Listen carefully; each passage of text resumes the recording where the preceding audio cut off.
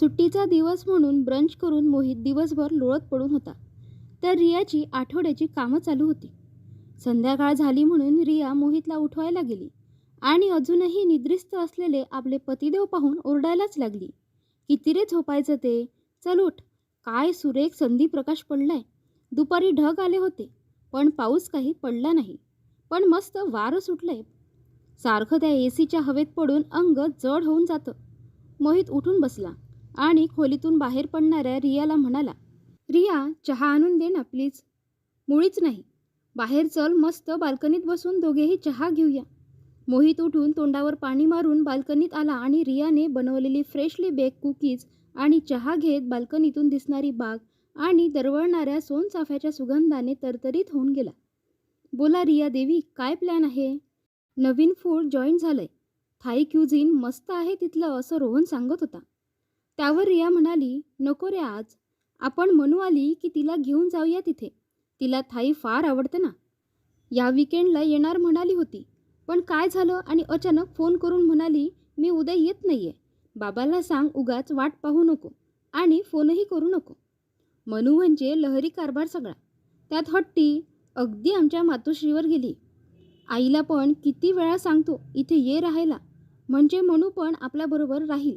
पण आई कुठली ऐकते. मोहित किती वर्ष लोटली रे, पण आईंनी अजून मला स्वीकारलं नाही. रिया बस, नको तो विषय. दोघांनाही त्रास होतो अजून.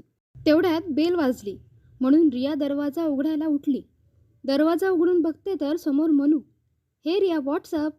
अरे मनू, तू आज येणार नाही म्हटली होतीस ना? या, बट अचानक प्लॅन चेंज झाला. आले. मी येऊन तुम्हाला डिस्टर्ब केलं का असं अचानक? Sorry. You people carry on. मी जाते हवं तर. मी येणारच नव्हते, पण आजीचा हट्ट. तिने हे नारळी पाकाचे लाडू केले होते तिच्या लाडक्या लेकासाठी. ते आजच दिले पाहिजेत ग त्याला. हे असे ताजे ताजे फार आवडतात अँड ऑल. म्हणून यावं लागलं. हे घे, मी जाते लगेच. मनू, अगं हो, लगेच जाण्याच्या गोष्टी कशाला गं? बरं झालं आलीस ते. मनूच्या हातातलं सामान घेत रिया तिला म्हणाली, अरे वा, लिंबाचं गोड लोणचं. मनू म्हणाली, हो, तुला आवडतं ना म्हणून आजीने दिलंय. रिया म्हणाली, आई पण ना, सगळ्यांच्या आवडी माहिती आहे त्यांना. माझ्या आवडीचं लोणचं पाठवतात नेहमी, पण मला सून म्हणून स्वीकारत नाही अजून. आणि तू देखील. मध्येच थांबत रिया म्हणाली, जाऊ दे, बरं झालं तू आलीस. आपण मस्त बाहेर जाऊ जेवायला. तुमच्या पिताश्रींना आज थाई खायचा मूड आलाय. मनू बाल्कनीत जात वडिलांना म्हणाली, हाय बाबा. मोहित म्हणाला, या मनूताई. हे काय, केसांचा निळा रंग आता? आणि अजून किती टॅटूंची भर पडली. काय रे बाबा, हा कलर ट्रेंडिंगला आहे एकदम आजकाल. ऑसम दिसतोय ना. Wow Riya, almond cookies super. अगं तू येणार म्हणून बनवल्या होत्या. मला माहिती आहे तुला आवडतात ते. हो ग, हे असलं आजीला काही बनवता येत नाही. ते लाडू अँड घारगे असलं काहीतरी देते खायला. घेऊन जा बरोबर जाताना. मोहित म्हणाला, सो काय म्हणताय, ऑफिस कसं चाललंय? मनू म्हणाली, ऑल वेल. या एक गुड न्यूज आहे.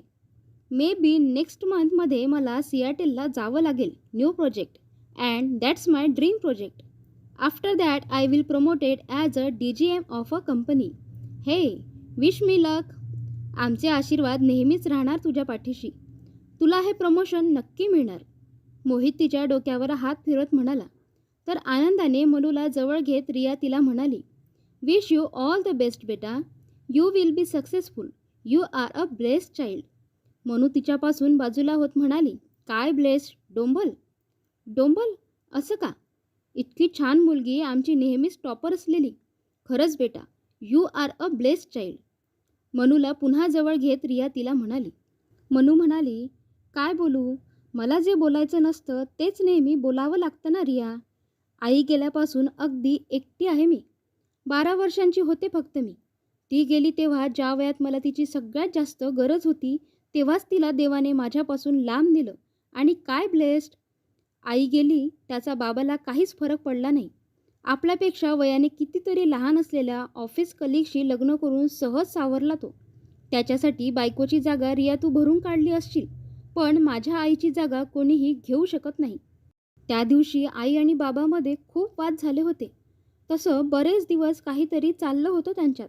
मला खात्री आहे बाबाचं आणि तुझं अफेअर होतं आणि ते आईला समजलं असणार. तो धक्का ती फार दिवस सहन करू शकली नाही. खूप स्ट्रेस होता तिला, मी बघत होते. त्यातच ती गेली. मी इतकी पण लहान नव्हते ना. तिच्या जाण्याचं कारण मला पक्क माहीत आहे. त्यावर मोहित म्हणाला, मनू, तुझ्या मनाने रचलेल्या कहाण्या सांगू नकोस. नाहीतर हे सगळं आईने भरवलं असणार तुझ्या डोक्यात. तसं अजिबात नाहीये. कितीतरी वेळा तुला सांगून झालंय. अनुला आधीपासूनच कार्डियक प्रॉब्लेम होता. त्याची ट्रीटमेंटही चालू होती. दुसरी गोष्ट, तुला आईची उणीव भासायला नको म्हणून रिया आणि मी लग्न केलं. तेव्हा आई पुण्यात आणि आपण बंगलोरला होतो. आई तिच्या हट्टी स्वभावानुसार बंगलोरला यायला तयार नव्हती आणि लगेच पुण्यात शिफ्ट होणं मला शक्य नव्हतं. केवळ तुझ्यासाठी मला हे लग्न करावं लागलं. रियाचं आणि अनुचं किती छान जमायचं. त्यांच्यामध्ये किती घट्ट बॉन्डिंग होतं. तुला तर माहितीच आहे ना. आणि हीच रिया घरी आली की सगळ्यात जास्त तुला आनंद व्हायचा ना. त्यावर मनू म्हणाली, हो व्हायचा. ती तुझी आणि आईची मैत्रीण होती तेव्हा. तुझ्यापेक्षा आई आणि ती जास्त क्लोज होत्या, अगदी मान्य. पण नंतर एक एक गोष्टींचा उलगडा झाला मला. तुमच्या अफेअरबद्दल आईला डाऊट नको यायला म्हणून ते सगळं नाटक होतं. रियाचं सारखं घरी येणं, माझ्याशी गोड गोड वागणं आणि आईशी फ्रेंडशिप. मनूचं ते बोलणं ऐकून रिया रडवेली झाली होती अगदी. किती वेळा या मुलीची समजूत काढली आहे.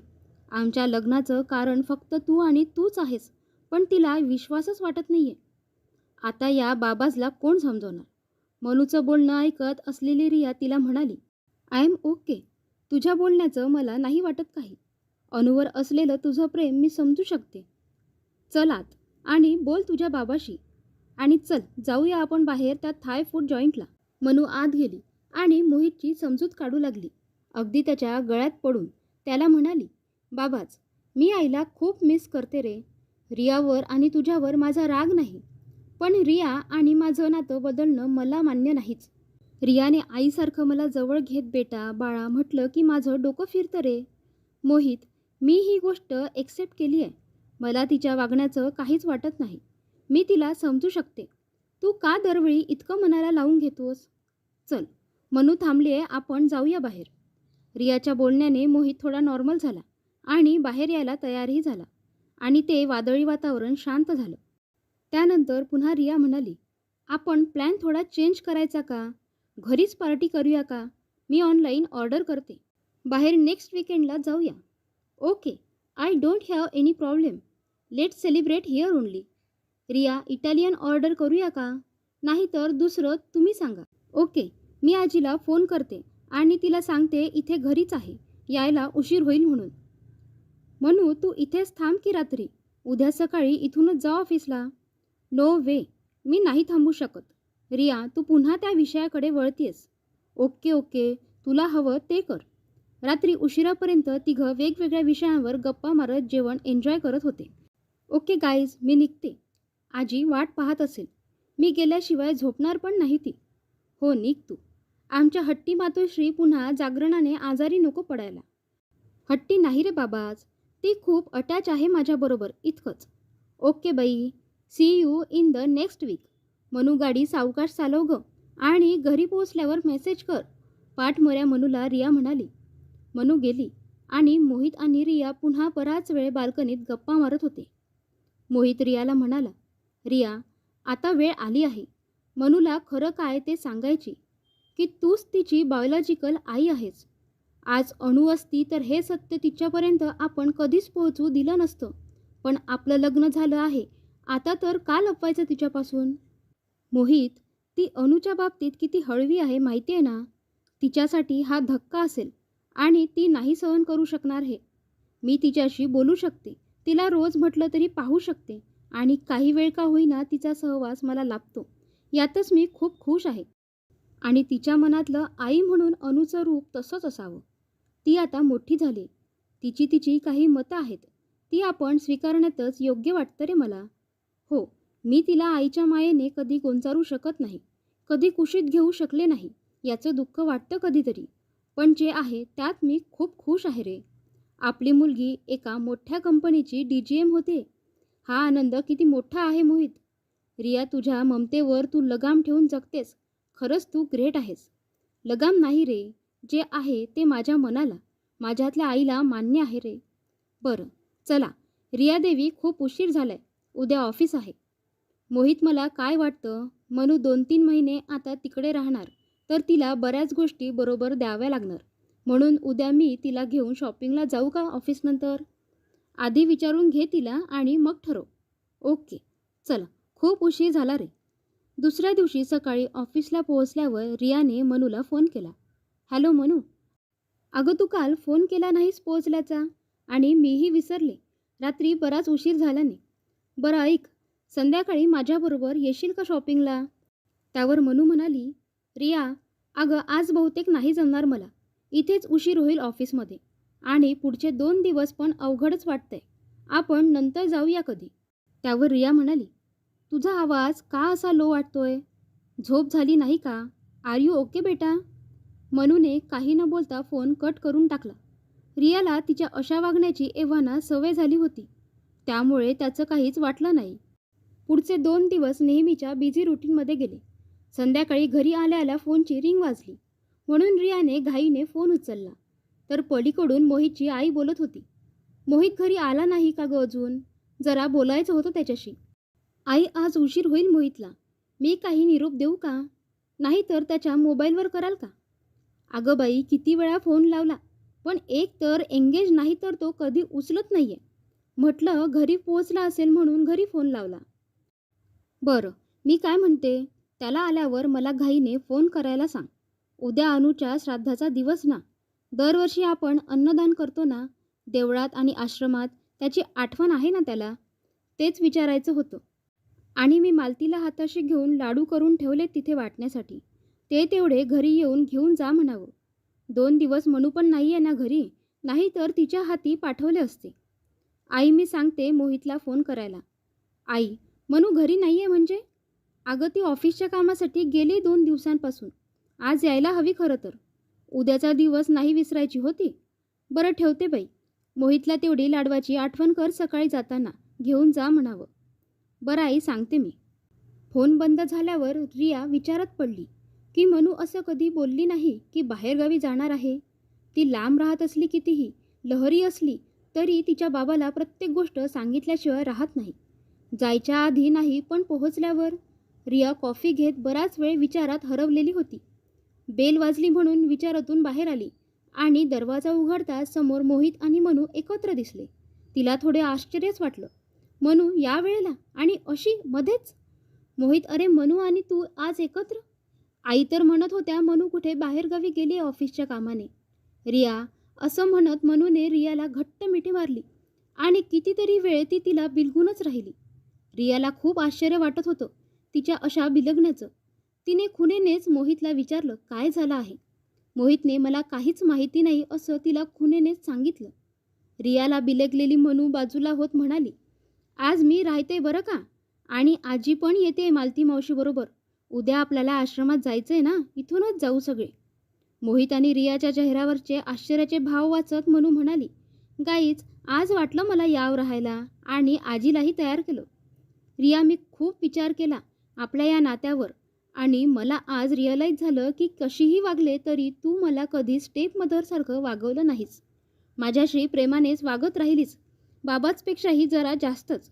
मनूचे असे पाणावलेले डोळे आणि रियाच्या डोळ्यातून वाहणारे अश्रू पाहून मोहित म्हणाला, मनू, तू ठीक आहेस ना आज? काय झालंय? आज इथे राहायला तयार झालीस? अरे, वाटलं मला तुला नाही आवडलं का? नसेल तरीही मी राहणार बरं. त्यावर मोहित म्हणाला, तू इथे राहतेस ते आवडलं मला, पण ते निळे केस मात्र अजिबात आवडले नाहीस बरं का. हे ऐकून बाबाला मिठी मारत मनू म्हणाली, काय रे असं? किती कॉम्प्लिमेंट्स मिळाला मला, आणि तू? तेवढ्यात मोहितची आजी आणि मालती पोहोचल्या. अहो आश्चर्यम, प्रत्यक्ष मातोश्री आमच्या घरी. आज असे धक्क्यावर धक्के. अरे बाबा, या मुलीच्या हट्टापुढे कोणी काही करू शकतं का? माझ्याबरोबर राहण्याचा निर्णयही तिने असाच हट्टाने घेतला होता, आणि आता अचानक इथे कायमचं राहणार म्हणे. रिया मात्र शांत झाली होती अगदी. रियाकडे पाहत मनू म्हणाली, आता सांगते. रिया, आपण पार्टी केली त्या दिवशी खूप उशीर झाला म्हणून मी घाईने निघाले, आणि माझ्या कीज इथेच विसरले. खाली जाऊन परत वर आले तर दरवाजा तर उघडाच राहिला होता, आणि तुम्ही दोघं बाल्कनीत बोलत होतात. ते सगळं मी ऐकलं. बाबाच, तू रियाला म्हणत होतास, तूच तिची बायोलॉजिकल मदर आहेस, तिला सांगायला हवं. ते ऐकून मला तो धक्काच होता. पण मी तुम्हाला कळू न देता चावी घेऊन परत फिरले. आणि खरं काय ते जाणून घेण्यासाठी मी त्याच्या 2 दिवसानंतर बंगलोरला गेले होते. आणि तिथे जाऊन मी भावेश अंकलला भेटले. आणि त्याला मी तुमचं बोलणं जे ऐकलं होतं ते सांगितलं. आणि खरं काय आहे ते सांगायला सांगितलं. कारण मला माहीत होतं, भावेश अंकलला नक्की माहिती असणार सगळं. कारण मी बघत आले, तुमची किती क्लोज फ्रेंडशिप होती ते. मला माहिती आहे, भावेश अंकल आणि रिया सोडून इतर कोणाशी इतके संबंधही नव्हते तुझे आणि आईचे. अंकलने मला सगळं सांगितलंय आणि मी त्या गोष्टीची खात्रीही करून घेतली सर्वोदय हॉस्पिटलमध्ये जाऊन. रिया, तुझ्या आईच्या ब्रेन सर्जरीसाठी तुला पैशांची गरज होती आणि आई आणि बाबाजला एका सरोगेट मदरची. कारण बरेच वर्ष तुम्हाला मूल नव्हतं. शिवाय आईला कार्डियक प्रॉब्लेम होता. त्यामुळे तिची प्रेग्नन्सी डिलिव्हरी खूप क्रिटिकल आणि कॉम्प्लिकेटेड झाली असती. म्हणूनच डॉक्टर रावनी तुम्हाला हा पर्याय सुचवला आणि डॉक्टरांच्या मदतीने ओळखीने तुम्ही रियाला निवडलं. रियाला पैसे मिळाले. सर्जरी होऊन पण तिची आई जास्त दिवस राहिली नाही. त्यानंतर रिया एकटी पडली होती अगदी त्या काळात. आई आणि तू तिला धीर देत होतात आणि तिने जन्म दिलेल्या बाळाचा सहवासही तिला मिळू देत होतात. आता मला सगळ्या गोष्टींचा उलगडा झाला. आय एम सॉरी बाबाज. मी वाटेल ते म्हणत होते तुझ्या आणि रियाच्या रिलेशनबद्दल. अंकलने मला हे देखील सांगितलं की रिया आणि तू लग्न करावं ही आईचीच इच्छा होती. तिच्या लेकीला आईचं प्रेम मिळावं म्हणून आईने ती हॉस्पिटलमध्ये असताना तुम्हा दोघांजवळ तिची इच्छा बोलून दाखवली आणि ती गेल्यावर तुम्ही ती पूर्ण केलीत. रिया, तुझ्यापुढे तुझं आयुष्य पडलं होतं खरं तर. वयाने इतक्या मोठ्या माणसाशी तू लग्न केलंस ते केवळ माझ्यासाठी. तुला सॉरी म्हणायला पण लाज वाटते आहे. डबडबलेल्या डोळ्यांनी मनू सगळं बोलत होती. रियाचा बांध कधीच फुटला होता. आई म्हणत मनूने तिला घट्ट मिठी मारली. अनुच्या फोटोकडे पाहत मोहितच्या डोळ्यातून देखील अश्रू वाहू लागले. आईने तिघांनाही जवळ घेत शांत केलं आणि रियाला सून म्हणून मनापासून स्वीकारलं. कथा आवडल्यास कृपया लाईक करा, शेअर करा आणि चॅनलवर नवीन असाल तर अशाच कथा नेहमी ऐकण्यासाठी चॅनलला नक्की सबस्क्राईब करा. धन्यवाद.